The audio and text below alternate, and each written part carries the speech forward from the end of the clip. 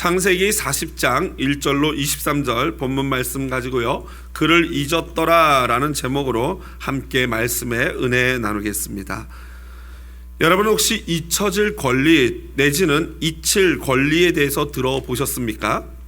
1995년 유럽연합은요, 개인정보보호법의 역사의 이정표인 데이터보호법을 제정합니다. 그리고 17년 만인 2012년에 그 보호법 개정안을 발표했는데, 그 데이터 보호법은요, 개인의 권리를 대폭 강화하여서 잊혀질 권리를 법제화했습니다. 그때 잊혀질 권리라는 단어가 나왔는데요, 그 잊혀질 권리라는 것은요, 기업이 개인 정보를 가지고 있을 목적이 없어지면 더 이상 개인 정보를 보관하지 않고 삭제해야 하며, 사용자의 삭제 요청을 받을 시에는 그 데이터를 보유할 정당한 이유가 없는 한 삭제를 해 주어야 한다는 법입니다. 그래서 구글이나 이런 빅데이터에서 이렇게 시간이 지나고 어떤 개인이 그거에 대해서 내가 이 정보는 잘못된 거고 고쳐줬으면 좋겠다, 삭제했으면 좋겠다라고 했을 때 특별한 이유가 없으면은 그것을 삭제해야 될 의무 조항이다라는 것입니다. 실제로 스페인 변호사인 곤잘레스라는 사람이요, 2010년에 구글을 검색하다가 1998년, 그러니까 그로부터 한 12년 전에 자신의 집이 경매를 당하고 당했던 그런 사건이 기사화됐던 것이 지금까지도 구글에서 검색되는 걸 보면서 구글을 소송합니다. 이제 이 사건도 다 해결이 됐고 다 이미 지나간 사건인데 아직까지 구글에서 마치 지금 이 집이 넘어간 것처럼 게시되는 것은 옳지 않다라는 소송이었고요. 거기에서 곤잘레스 변호사는 2014년 5월에 승소를 하게 됩니다. 얼마 전 영국에서도요, 영국 고등법원에서도 이러한 사건이 있었습니다. 두 사람이 이 구글을 상대로 바로 이러한 잊혀질 권리에 대해서 소송을 했습니다.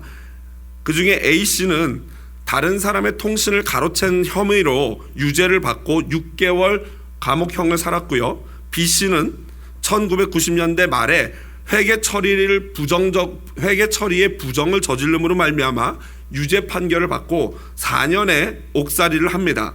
그리고 나서 이제 시간이 지났는데 여전히 구글에서 그러한 것들이 검색되는 걸 보면서 두 사람 다 이 잊혀질 권리에 대한 주장을 하면서 구글을 소송했던 것입니다.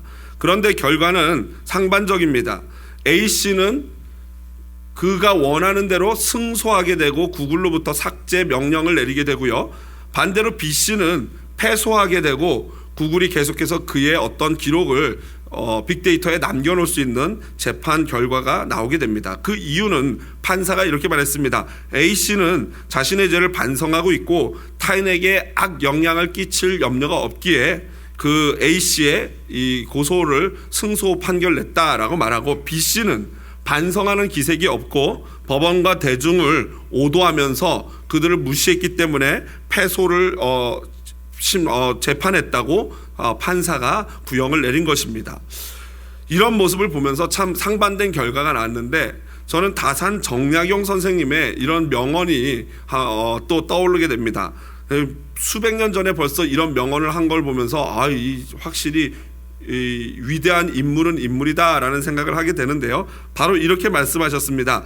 이 편지가 번화가에 떨어져 나의 원수가 펴보더라도 내가 죄를 얻지 않을 것인가를 생각하면서 써야 하고, 또 이 편지가 수백 년 동안 전해져서 안목 있는 많은 사람들의 눈에 띄더라도 조롱받지 않을 만한 편지인가를 생각해야 한다.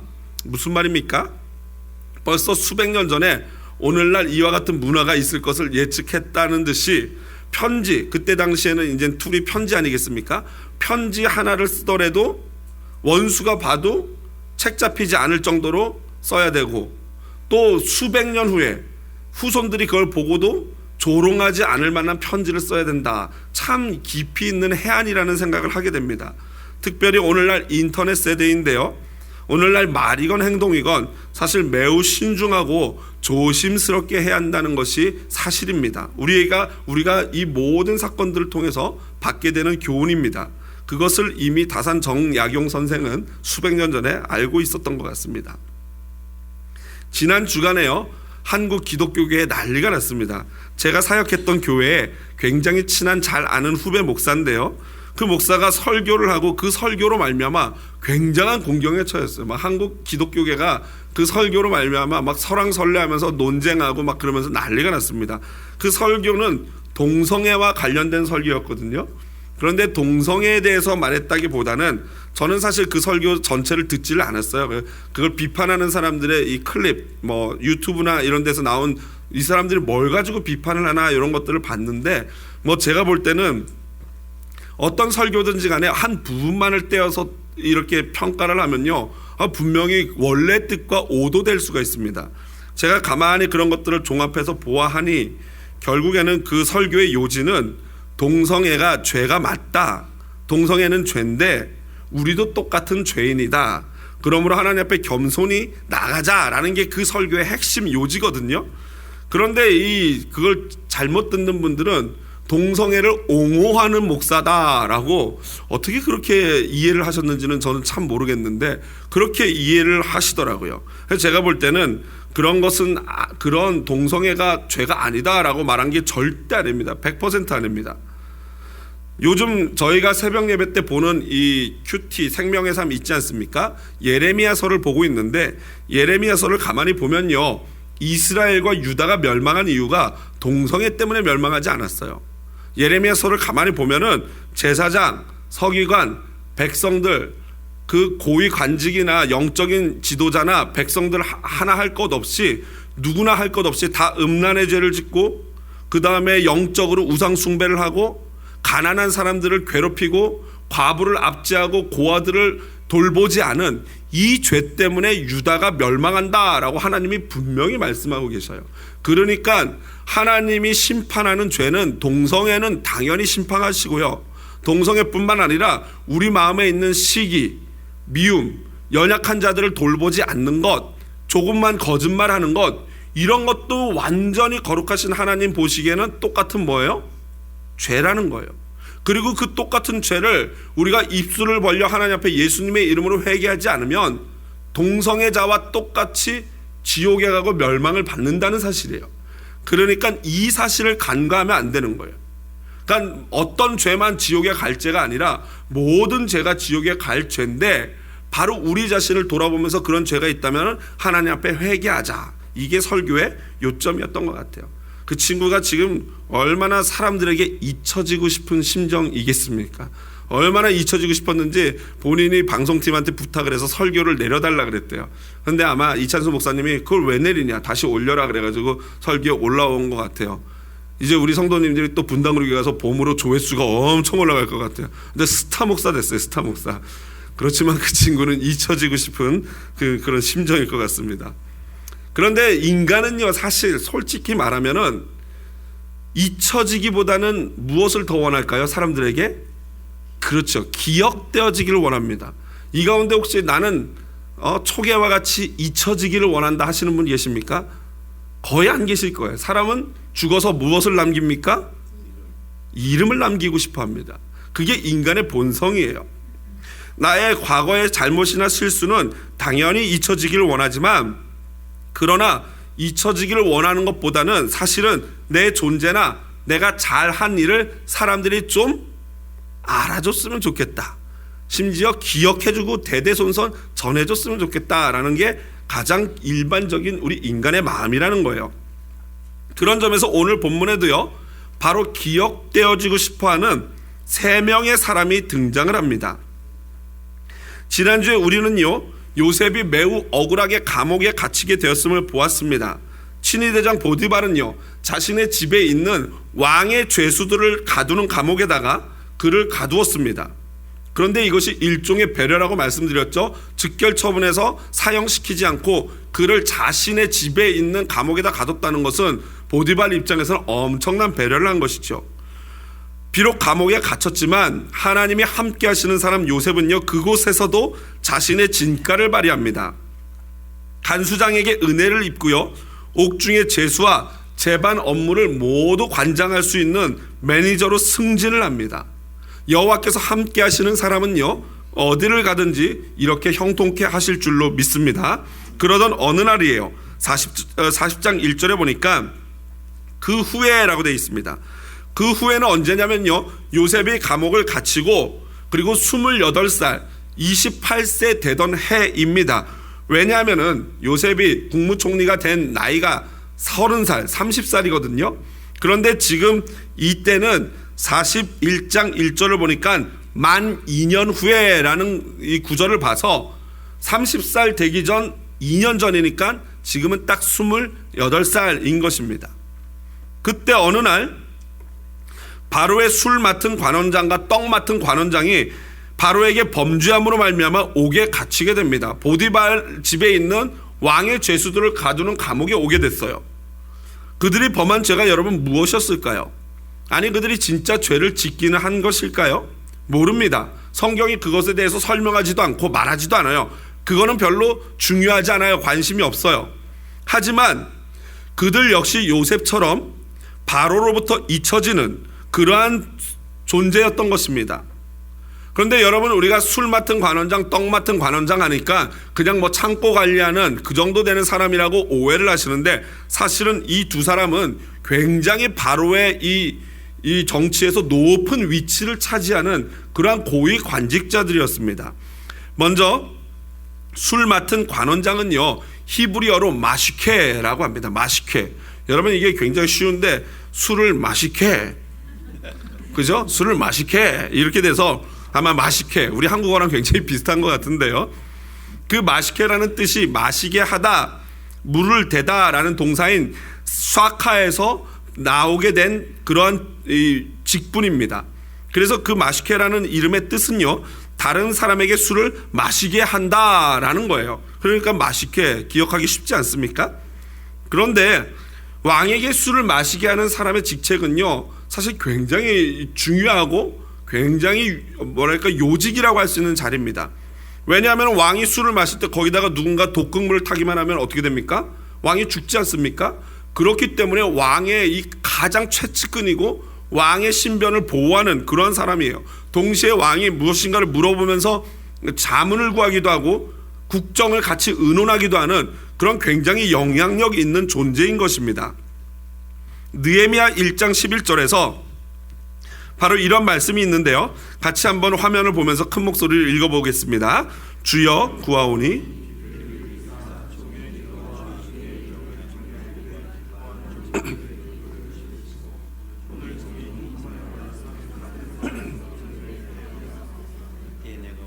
그때 내가 왕의 술 관원이 되었느니라.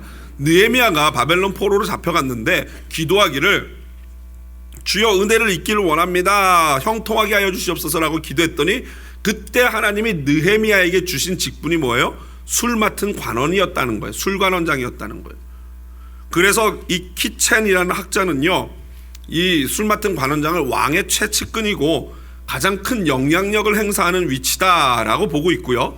또 월트케라는 학자는 사람들의 청탁을 받는 자리고 부와 명예가 보장되는 그것을 가져다주는 자리다라고 평가할 정도로 굉장히 영향력 있는 자리였습니다. 두 번째로요, 떡 굽는 관원장은요 오페라는 단어인데 떡을 굽다라는 아파에서 유래된 단어입니다. 왕의 음식을 주관하는 주방장이기도 하고 또 제사 음식을 책임지는 사람이었어요. 여러분 제사 음식을 이 신정 시대 때 신이 모든 걸 주관한다고 믿는 그 시대 때 이 제사 음식을 주관하는 사람의 그 위치가 어떻겠습니까? 히브리 사람들 중에 제사장과 선지자가 굉장히 존경받고 사람들에서 높임을 받을 수 있었던 이유가 바로 그런 거 아니겠습니까? 제사와 관련된 일. 그렇기 때문에 이 떡을 굽는 사람도 굉장히 높은 관직의 사람이었고요. 고든 웨남이라는 학자는 어전 탁자에서 근무하는 서기관이 가장 알맞은 번역이다라고 할 정도로 왕의 탁자에서 이 근무하는 서기관이 바로 이 떡 맡은 관원장이다라고 번역하는 게 맞다라고 할 정도로 높은 자리였던 것입니다. 어쨌든 이러한 높은 관직에 있던 사람들이 무슨 이유에선지는 모르겠지만 이 바로가 경노할 정도로 두 사람이 죄를 지었습니다. 다른 번역으로는 바로는 우라통을 터뜨렸다라고 번역하는 것이 더 이렇게 원문에 가까운 번역이라 할 정도로 바로가 크게 화를 낸 것입니다. 하지만 여러분, 이것이 하나님께서 요셉을 높이기 위해서 서서히 작업하고 계시는 일인 줄 누가 알았겠습니까? 여기 보면요, 3절 4절에 보니까 그들을 친위대장 집안에 있는 옥에 가두니 곧 요셉이 갇힌 곳이라 친위대장이 요셉에게 그들을 수종들게 하매라고 나오는데요, 만약에 지금 이 친위대장이 얼마 전에 바뀐 사람이 아니라면 이 친위대장의 이름은 뭐겠습니까? 보디발이죠. 바로 요셉을 죽이지 않고 감옥에다 보낸 그 보디발이 바로 친위대장 아닙니까? 그러니까 그 짧은 순간에 친위대장을 새로 바로가 임명하지 않았다면 보디발인 거예요. 그런데 보디발이 뭘 했다고요? 요셉에게 이 높은 관직에 정치범으로 들어와 있는 두 사람을 섬기도록 요셉을 배정했다는 거예요. 왜요? 보디발이 여전히 누구를 신뢰하고 있습니까? 요셉을 신뢰하고 있는 거예요. 사실은 믿고 있는 거예요. 요셉의 그 행동과 그의 삶이 어떻다는 것을 이미 알고 있는 보디발은 이 높은 관직의 사람들을 비록 죄수로 지금 들어와 있지만 이들을 대접하기 위해서는 요셉이 적합하다라고 보고 그에게 맡긴 것입니다. 그런데 요셉이 그들을 섬기는데 그 섬겼다라는 단어가 이제 4절 중간 부분에 나오는데요, 쏴라트라는 히브리어인데 이 섬겼다라는 단어는요, 진짜로 하나님을 섬기듯 요셉이 그들을 섬긴 것을 나타내는 단어입니다. 여호수아서 1장 1절 한번 볼까요? 다 같이 큰 목소리로 화면 보면서 또 크게 읽어보시겠습니다. 여호와의 종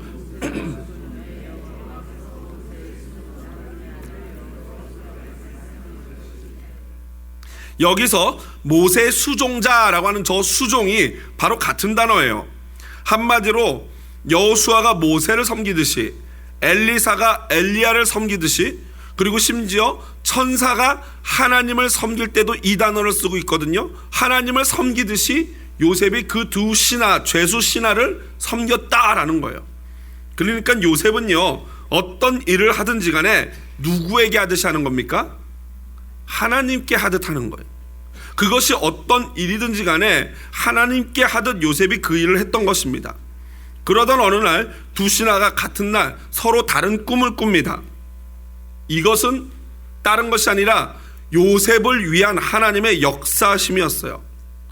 여러분, 하나님께서는 얼마든지 꿈이라는 생리적인 현상으로 당신의 계시를 우리에게 주실 수 있는 분인 줄로 믿습니다. 그러나 대표적으로 누가 생각나십니까? 꿈으로 그러한 계시를 한 사람?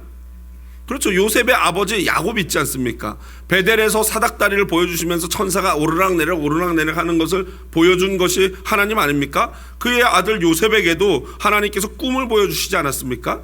그러므로 얼마든지 하나님께서는 이러한 일들 통해서 하실 수 있습니다. 그러나 너무 꿈을 신봉하면 안 됩니다. 막 그냥 뭐 꿈에 어젯밤 꿈에 뭐 유행가 가수처럼 어젯밤 꿈에 너를 보았지 뭐 이러면 옳지 않은 거예요. 왜 그렇습니까?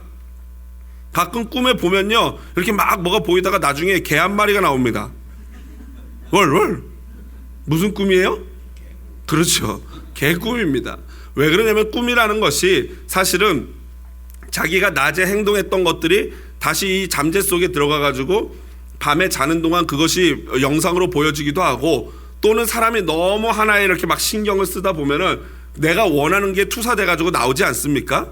그렇기 때문에 꿈을 마치 하나님 믿듯 성경 믿듯 하는 것은 결코 옳은 신앙생활이 아니에요. 그럼에도 불구하고 하나님께서는 때로는 꿈을 통해서도 알려주실 때가 있다는 것입니다. 오늘 본문이 바로 그러한 거예요. 이건 개꿈이 아니라 하나님이 알려주시는 계시의 꿈이었습니다. 그런데 문제는 그 꿈을 꾼 사람들이, 그것을 본 사람들이 그 의미를 알아요, 몰라요? 몰라요. 도대체 무슨, 분명히 이 꿈이 뭔가 의미가 있는 것 같은데 도대체 무슨 꿈인지를 모르겠는 거예요. 그러다 보니까 얼굴에 뭐가 생겨요? 근심이 생깁니다. 여러분, 잠언 15장 3절에 보면은 마음의 즐거움은 얼굴을 빛나게 하여도 마음의 근심은 심령을 상하게 한다라는 말씀이 있어요. 그러니까 마음의 근심이 있으면 어떻게 해요? 얼굴에 그대로 드러나는 거예요. 또 다른 잠언에서는 마음의 근심은 뭐를 상하게 한다 그랬어요? 뼈를 상하게 한다 그랬어요. 하여튼 만병의 근원이 뭐예요? 스트레스예요. 마음에 근심이 있으면 뼈도 상하고 마음도 상하고 난리가 나는 것입니다. 그러다 보니까 그 두 신하의 얼굴에 흑빛이 들이었겠죠. 그런데 여러분, 요셉은요, 일을 해도 하나님께 하듯 하던 사람이다 보니까 굉장히 세밀하게 자기가 섬기는 대상의 필요와 그 사람들의 안색을 살피는 사람이에요. 가만히 보니까 얼굴색이 어떻습니까? 잿빛이에요. 그래서 이 우리나라 말에 입속에 뭐처럼 군다 그럽니까? 입속에 혀처럼 군다는 그런 말이 있지 않습니까? 요셉이 입속에 혀처럼 그 두 신하한테 가가지고 도대체 왜 그러십니까? 무슨 일이 있으십니까? 라고 아주 자상하게 여쭤봅니다. 7절 중간에 보면요, 신하들에게 묻되 어찌하여 오늘 당신들의 얼굴에 근심의 빛이 있나이까? 다른 번역으로 하면, 원어에 가까운 번역은 오늘 어찌하여 당신들의 얼굴이 악합니까? 라고 물어보는 거예요. 왜 도대체 얼굴이 안 좋습니까? 라고 물어보는 거죠. 대상의 상태를 살피고 그들의 마음을 여는 대화로, 이 말로써 대화를 시작합니다. 그러자 그들이 얘기합니다. 내가 꿈을 꿨는데 도대체 해석할 능력이 없다. 분명히 봤는데 무슨 뜻인지 모르겠다.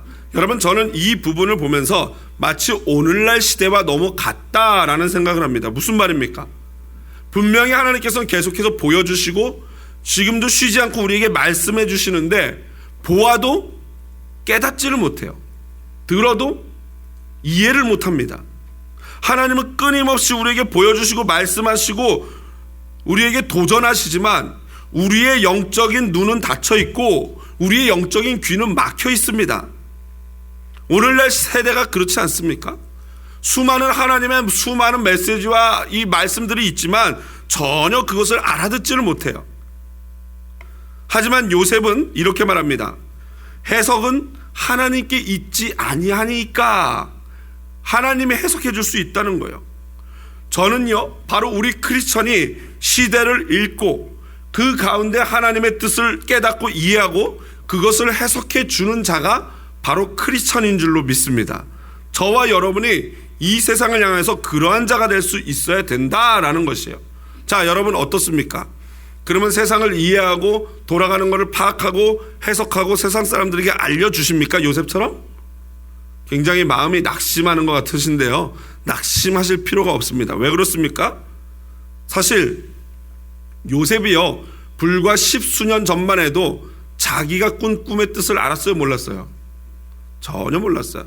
자기가 꿈을 꾸고도 그게 뭔 소린지를 알지 못하는 그러한 우리와 비슷한 사람이었던 것입니다. 하지만 요셉은 10수년의 고난이라는 하나님의 훈련을 통해서 이제는 하나님의 뜻을 알고 하나님의 길을 느끼고 하나님의 음성을 듣고 하나님이 보여주시는 것을 이해할 수 있는 그 수준에 이르게 된 것입니다. 심지어 창세기 41장 38절, 나중에 우리가 보겠지만요, 거기에 보면은 바로가 요셉에 대해서 뭐라고 평가하냐면요, 하나님의 영에 감동된 사람이다 라고 평가를 합니다. 여러분, 왜 우리의 삶이 오리무중입니까? 왜 우리가 어디로 갈 바를 알지 못하고 헤매고 있습니까? 여러분, 성령 충만하면요, 그리고 성령 충만하지 않으면요, 성령 충만할 때는 하나님의 말씀의 빛이 우리의 길을 비추는 것이고 성령 충만하지 않으면요, 우리의 인생은요, 안개 속 인생이에요. 도저히 앞길을 알 수 없는 게 우리의 인생인 것입니다. 여쭙습니다. 저와 여러분의 인생은 요셉과 같은 비추는 인생입니까? 아니면 관원장들과 같이 높은 학식이 있고 높은 학문이 있고 높은 지위가 있고 인생에 많은 경험이 있지만 그러나 안개 속과 같은 오리무중, 안개 속 인생입니까? 요셉은요, 성령 충만한 요셉은요, 그들의 꿈을 해석해 줍니다. 간단합니다. 이 꿈에서 핵심은 3이라는 숫자예요. 3. 첫 번째 술 맡은 관원장은요, 3개의 가지가 나왔고 포도나무에서 즙을 짜가지고 바로에게 그 잔을 드렸다 그랬어요. 그랬더니 요셉이 해석해 주기를 3개의 가지는 3일입니다. 그리고 3일 후에 바로가 당신을 다시 복귀시켜서 복직될 것이고 당신은 예전처럼 그 일을 감당할 것입니다 라고 해석해줘요. 얼마나 좋은 해석입니까? 그랬더니 옆에서 이렇게 눈치 보고 있던 떡 맡은 관원장이 그럼 나도 좀 한번 해석해다오 라고 합니다. 그래서 그의 꿈 얘기를 들었더니 떡 광주리가 3개가 있는데 맨 위에 있는 바로를 위한 것을 새가 와서 쪼아 먹었다라는 거예요. 그랬더니 요셉이 해석해 줍니다. 새 광주리는 3일을 말하고 3일 후에 바로가 당신을 참수할 것입니다. 그리고 나무에 달 것이다 라고 무시무시한 예언을 합니다. 그리고 3일이 지나고 바로의 생일이 됐습니다. 요셉이 해석해 준 대로 그대로 이루어지면서 떡 맡은 관원장은 나무에 매달려 죽습니다. 여러분, 신명기 21장 23절 보면요, 이런 말씀이 있습니다. 다 같이 한번 큰 목소리로 읽어보도록 하겠습니다. 그 시체를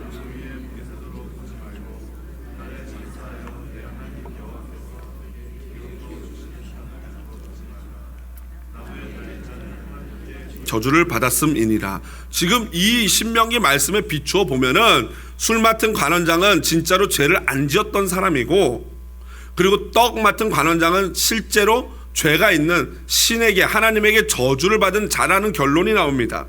그런데 문제는 이러한 이 신명기 이 말씀 때문에 제자들이, 신약에 오면은 제자들이 굉장히 헷갈렸어요. 왜 그러냐면은 이미 구약 성경을 아는 제자들이 예수님은 의인이고 죄가 없는 걸 아는데 예수님이 어디에 달려 죽으셨습니까? 나무 십자가에 달려 죽으셨거든요. 그러면은 여호와 하나님의 말씀에 나무에 달린 자는 하나님께 저주를 받았다라는 말씀과 죄가 없는 예수님이 십자가에 달린 게 어때요? 모순이 되는 거예요. 그러니까 이 제자들이 너무나도 이게 해결이 안 되는 문제였어요. 그런데 이게 언제 해결됩니까? 3일 뒤 예수님이 부활하시면서 이 모든 문제가 해결되고 제자들도 알게 된 것이에요. 예수님이 십자가에 달려 죽은 거는 저주 때문입니다. 그런데 어떤 저주 때문이에요? 저와 여러분의 죄 때문에 대신 저주를 받아서 나무에 달리신 거예요. 죄가 없으신 분이. 그런데 공의의 하나님께서는 그 죄 때문에 예수님을 죽였지만 의로우신 예수가 죽으면 또 공의가 아니거든요. 그렇기 때문에 공의로운 하나님께서 의로운 예수님을 인정하시고 3일 만에 그를 살려주신 거예요. 그러므로 말미암아 제자들이 깨달은 거예요. 그렇구나. 예수님은 나무에 달려 죽은 것은 내 죄 때문에 저주받으신 거고, 살아나신 것은 본인이 의롭기 때문에 살아나셨구나. 이 복음을 깨달은 것입니다. 그런데 오늘 본문에 나오는 떡 맡은 관원장은 자기의 죄 때문에 저주를 받아 죽은 것입니다. 바로에게 기억되어지고 싶었던 2명 중 한 사람, 술 맡은 관원장은 기억되어진 것이고, 떡 맡은 관원장 한 사람은 잊혀지고 만 것입니다. 그런데 여러분, 떡 맡은 관원장만 잊혀진 것이 아닙니다. 누가 또 잊혀졌습니까? 바로 요셉입니다. 요셉은요, 술 맡은 관원장에게 자신을 기억해달라고 14절에 보면 부탁합니다. 당신이 잘 되시거든 나를 생각하고 마지막에 나를 건져주소서라고 얘기합니다. 그런데 이 14절 여러분 가만히 보면요, 굉장히 신적인 기원을 담고 있어요. 한마디로 쉽게 말하면은 기도문 같아요. 기도문. 여러분, 하나님께 드리는 기도문처럼 술 맡은 관원장에게 지금 요셉이 바라고 있는 거예요. 마치 하나님께 기도하듯이. 보십시오. 뭐냐면은 나를 생각하고 기억하시고 나를 기억해 주세요 라는 거예요. 잊지 말고 기억해 주세요. 은혜를 베풀어 주세요. 그리고 마지막에 나를 건져 주셔서 뭡니까? 구원해 주세요. 이거는 하나님께 드리는 한편의 기도와 같은 거예요. 그런데 여러분, 이 요셉의 이 해몽을 들은 이 술 맡은 관원장, 그 3일 동안 이 심정이 어땠을까요? 떡 맡은 관원장의 심정은 어땠을까요? 떡 맡은 관원장은 매일매일이 그냥 죽음과 같은 시간이었겠지만 반대로 술 맡은 관원장은 어땠겠습니까? 하루가 지나고 나면 이제 이틀 남았구나. 진짜 이 요셉의 이 예언이 이루어진다면, 해석이 이루어진다면 이틀 뒤에는 내가 드디어 복귀하는 건가? 또 하룻밤 자고 나면 이제 하루 남았구나. 와, 이러면서 얼마나 마음이 설레임과 동시에 떨림이 있었겠습니까? 그러면 그 해몽을 해준 요셉은 또 어땠겠습니까? 아마 술 맡은 관원장과 같은 마음 아니었겠습니까? 3일만 지나면은 이 술 선생님이 다시 복귀만 하면은 나도 이제 벗어날 수 있겠구나. 3일이 지났어요. 어떻게 됩니까? 실제로 요셉이 말한 대로 어떻게 됐습니까? 22절 마지막 한번 볼까요? 요셉이 그들에게 해석함과 같이 되었다라고 나와요. 실제로 해석한 대로 되었어요. 22절 하반절에 보니까 요셉이 그들에게 해석한 것 같이 되었다. 그 다음 접속사가 뭡니까? 그러나. 여러분, 우리 인생이 그래요. 내가 예상한 대로, 내가 선을 베풀었으면 선을 베푼 대로 되었어요. 그런데 뭐예요? 그러나예요. 그러나. 내가 이렇게 해서 이렇게 하고 이렇게 하면 이렇게 되겠지라고 예측을 했는데, 그러나 23절 볼까요? 같이 한번 읽어보도록 하겠습니다. 23절 큰 목소리를 읽습니다. 시작.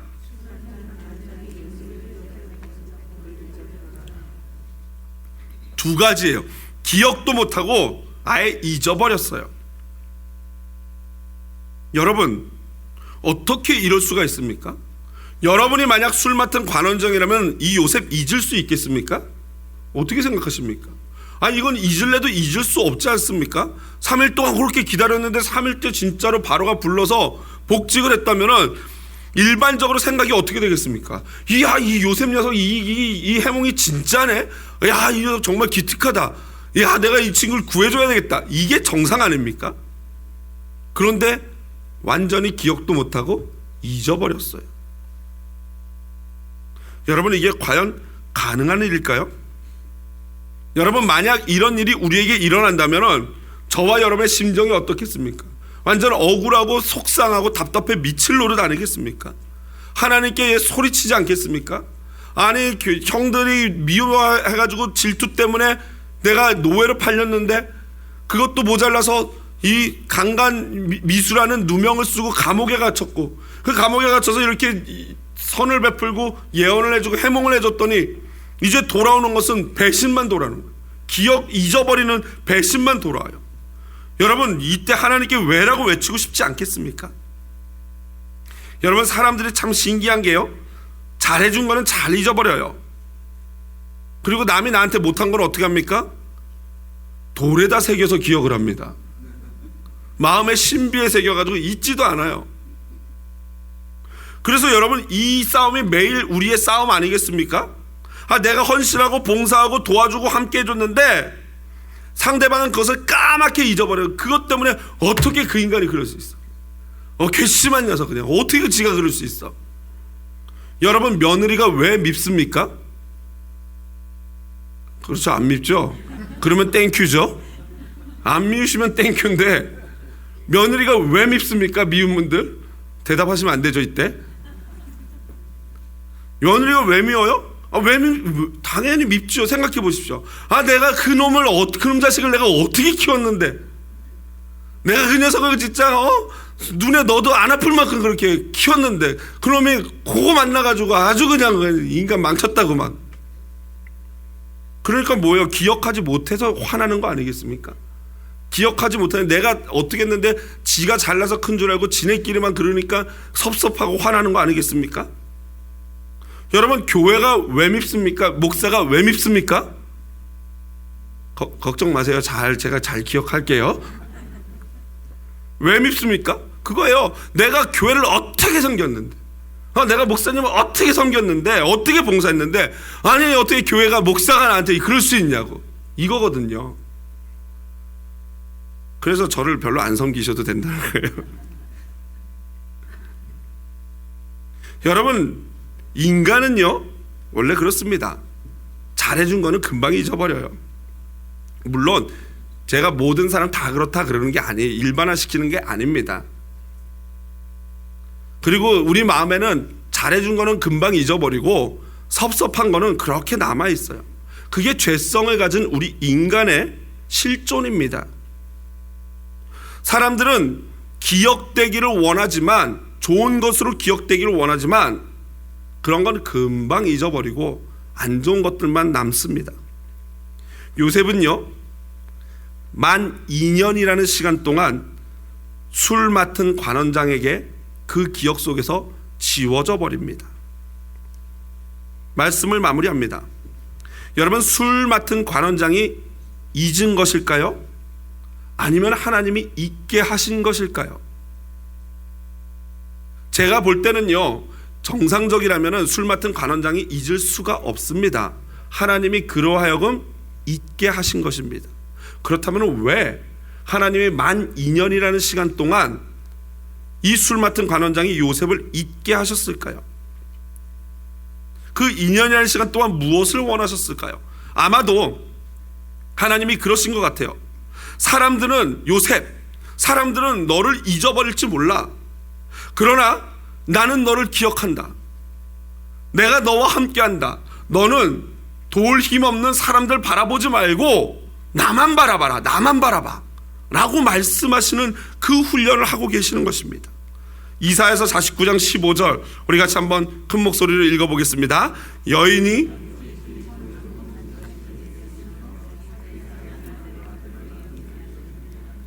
그들은 혹시 잊을지라도 나는 너를 잊지 아니할 것이라. 여러분, 인간 세계에서 가장 숭고한 사랑이 있다면은 젖먹이 아기를 둔 엄마의 사랑 아니겠습니까? 어떻게 잊어버리겠습니까? 그런데 그 가운데 혹시 있는 사람도 있을 수 있대요. 왜? 죄인이니까요. 그 죄인인 인간들은 잊어버려도 하나님은 너를 잊지 않겠다라는 거예요. 여러분, 사람이 모두가 내 이름 모르고 내가 한 일을 기억하지 못해도 하늘에 계신 아버지께서 나를 기억한다면 그러면 된 거 아닐까요? 된 줄로 믿습니다. 그거 하나면 된 거예요. 모두 다 잊어버려도 돼요. 몰라줘도 돼요. 안 알아줘도 돼요. 그러나 하나님만이 나를 기억한다면 그 사실만으로도 할렐루야인 줄로 믿습니다. 이 마지막 2년의 시간은요, 하나님께서 마지막으로 요셉을 세밀하게 다듬는 시간이었습니다. 사람을 바라보고 그들에게 의지하는 것이 아니라 순금처럼 단련되어서서 하나도 불순물 하나 없는 오직 하나님에게만 초점이 고정되어 있는 완성품으로 하나님이 그를 만드는 훈련의 시간이었어요. 쌓을 곳이 없도록 복을 주시는 하나님만 바라보며 보물을 이 땅에 쌓는 것이 아니라 하늘에 쌓고 오른손이 하는 일을 왼손이 모를 정도로 오직 하나님만 바라보며 헌신하고 봉사하는 그러한 하나님의 사람, 오직 내 눈이 하나님의 눈과만 마주보게 하는 그 훈련의 시간이었습니다. 그 마지막 남은 훈련의 시간이 요셉에게는 2년이었어요. 우리의 이제 훈련의 시간은 얼마 남았습니까? 어떤 분은 2년보다 짧게 하나님의 눈을 온전히 바라볼 수도 있을 것이고, 어떤 분은 2년보다도 더 긴 시간이 필요할 수도 있습니다. 그러나 고난 가운데, 고통 가운데, 그 억울한 가운데서도 하나님만 바라는 훈련이 끝난다면은 저와 여러분은 요셉처럼 정금과 같이 나오게 될 줄로 믿습니다. 그날을 바라보며 우리 함께 하나님께 이 찬양을 드리기를 원합니다.